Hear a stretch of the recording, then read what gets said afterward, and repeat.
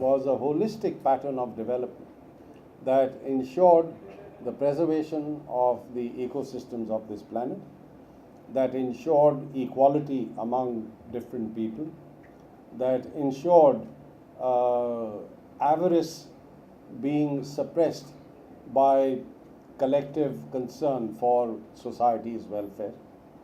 And clearly, he also ensured that those who succeeded in society did so by keeping a very clear focus on the benefit of the poor, by ensuring that their responsibility to society was not diluted. And this means that those who succeed in business must do so keeping fully in mind their responsibility to society at large. And I think if we were to support and uphold the values that Gandhiji stood for, then I think an institution like this and a society like Indian society clearly has a very bright future.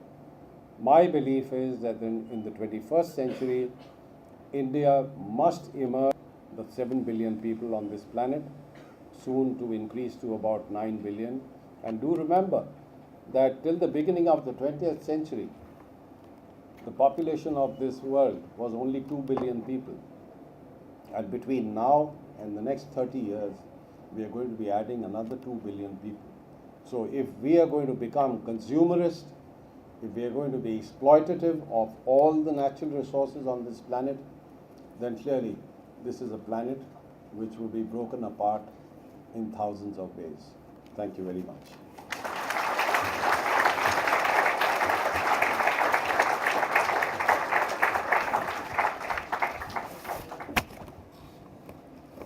Thank you, sir.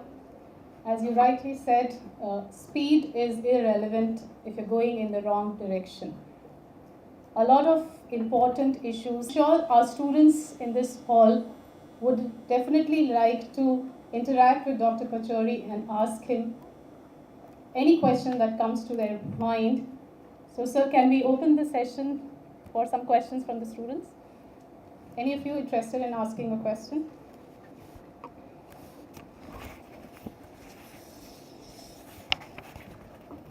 Very warm good morning, sir.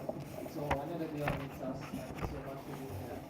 So my question to you is that you said we all know corporates, individuals and societies, they all agree to the fact that there is no planet B. Yet we crave on the short-term gains. And India is in such a paradoxical situation when we have cultural cause with us, when we have spiritual question with us, yet we have to gain for our economic development. So how is that one sentence, as you said, that Gandhiji has to be with us 365 days? How as students can we apply that? And how as corporates, organizations can follow this? Well, in a way, what I would submit is that when we are going about our daily tasks and we are responsible for producing wealth, for producing goods and services, we need to ask ourselves, what is the impact of our actions on the ecosystems of this planet, on the poorest of the poor? And I think if we were to take full measure of that, and we treat some of the negative externalities that we are imposing on this planet, on society, as an important concern of ours, then obviously we would modify some of our actions to see that we don't create those negative externalities. But today, I mean, it's like someone cleaning up his home and dumping all the dirt that comes out on the street and not worrying about it. The fact is that we are living in a closed society and we are living in a closed system. So therefore, anything we do has an impact on some place on this planet, and sooner or later it will come back to visit us. We don't always take into account the negative impacts of whatever we are doing, and I think we need to inbuild into our actions this particular consideration. If we were to do that, then hopefully we can correct our actions. So we also have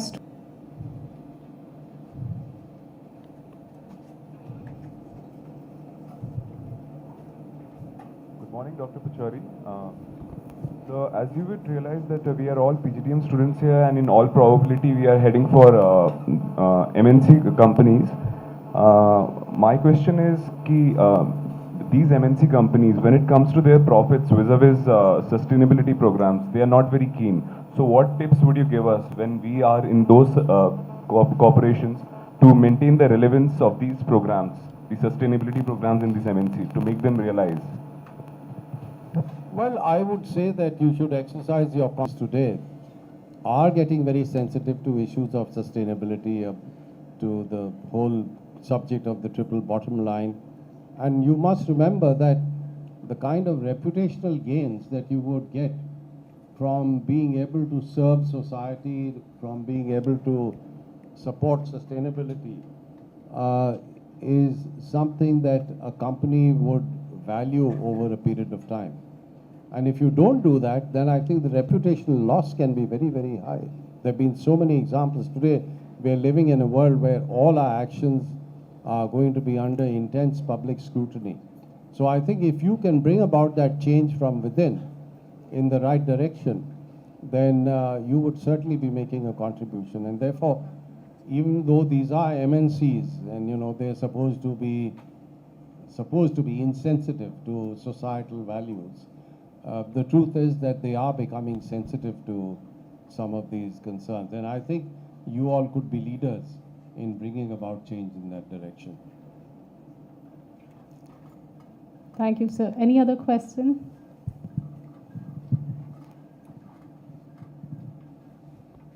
Good morning, sir. Sir, my question is that Mahatma Gandhi has suggested many ideas about the environment and the ecology. So, among those ideas, if we consider today's scenario, which one would be the best to adopt as far as the demand is considered, and also in order to maintain the productivity, the surplus, as well as not to do any damage to the environment as well? I think Gandhiji's views were very comprehensive. It's not as though one single slogan or one single saying on his part was a gem as compared to all the others. He had a very comprehensive view of development, and everything he said was an important part of the whole. But it seems to me that what perhaps we would benefit from greatly is to express a much greater sense of solidarity with the poorest of the poor. Because to my mind, that has been the biggest casualty in this society.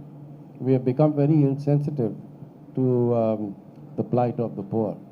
And even if you look at our welfare programs, I mean, they're so badly administered simply because we are completely insensitive to the outcome of those programs. You take a program like Narega. There's a huge amount of money which is being spent, but it's being driven essentially by a system which is totally insensitive. It's just become a bureaucratic program now. But if you had people with a sense of mission, with some values, who were responsible for implementing those programs, I'm sure we would find far more effective ways of using the resources that are being expended. India cannot, in the 21st century, continue to harbor such a large number of poor people as we have today. I think our biggest priority is to treat the problem of poverty as our most dominant challenge today. And I think this is where Gandhiji's values are really going to bring us on track if we were to accept them. So I would say that, to my mind, is the most important part of what Gandhiji taught us and what we have forgotten.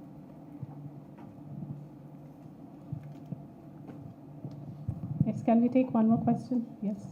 Professor Kuldeep Sharma. Would you please pass the mic to him? But sir, maybe the other members of the audience this side may not get your question.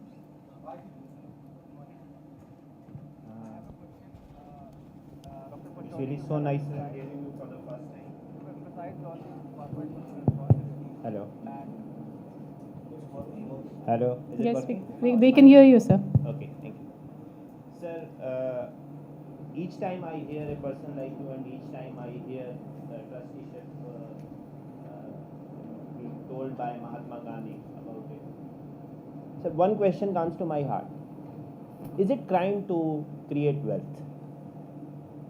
And if it is not a crime, then isn't it that poverty is a byproduct of wealth creation? And for an economy like India, let's say, if on one side wealth creation is a must because we have to reach somewhere, so poverty as a byproduct will keep on coming. I want to hear it from you, sir. It's just my point of view. In that particular case, how could we apply this theory of trusteeship? On one side, it is also our responsibility to create wealth. On the other side, it is also our responsibility to take care or to stop something which is a byproduct of my first action. So how this trusteeship now should be defined in order to, the people who are creating wealth could actually have a control on this poverty or should go for poverty alleviation? I don't think it's necessary that if wealth is to be created, it has to be accompanied by a larger increase in poverty. I mean, you could create wealth, and we must create wealth, there's no question about it. But we must also at the same time make sure that we create the skills, we create the capacity on the part of the poor to be able to lift themselves up. Our approach to dealing with the issue of poverty has been rather patronizing. And that may very well be because it suited our politicians to have a large number of poor people who can be influenced for reasons of caste or religion or other considerations. But really speaking, in the 65 years of independence, come to think of it, if we had created skills, if we had created capabilities by which people were able to pull themselves out of poverty, with a little bit of help, of course, we would not have the kind of mess we have today. So, it seems to me that we have, of course, focused on creating wealth, but we have not at the same time focused adequately on the challenge of getting rid of poverty. And if you go back in time, the kind of attention that we should have been paying to creating education, look at the state of our educational institutions. You go to villages, what is the condition of our schools? I mean, that clearly shows misdirected priorities. If we had provided enough of the taxpayers' money to really convert all those resources into something that gives you tangible and useful education, I don't think we would have the problems of poverty that we have today. So, to me, it seems that the whole concept of poverty eradication has to receive much greater attention than it has received in the past. And I don't think creating wealth necessarily has to also create poverty. I don't think that's an essential accompaniment of wealth creation. Yeah, there are enormous differences between North America. I mean, every year there is something called the Nobel Peace Prize Laureate Symposium, and I was there at the last one in April in Chicago.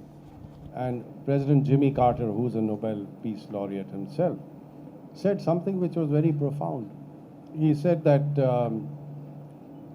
when I became governor of Georgia, there was a very small number of people in jail in the US.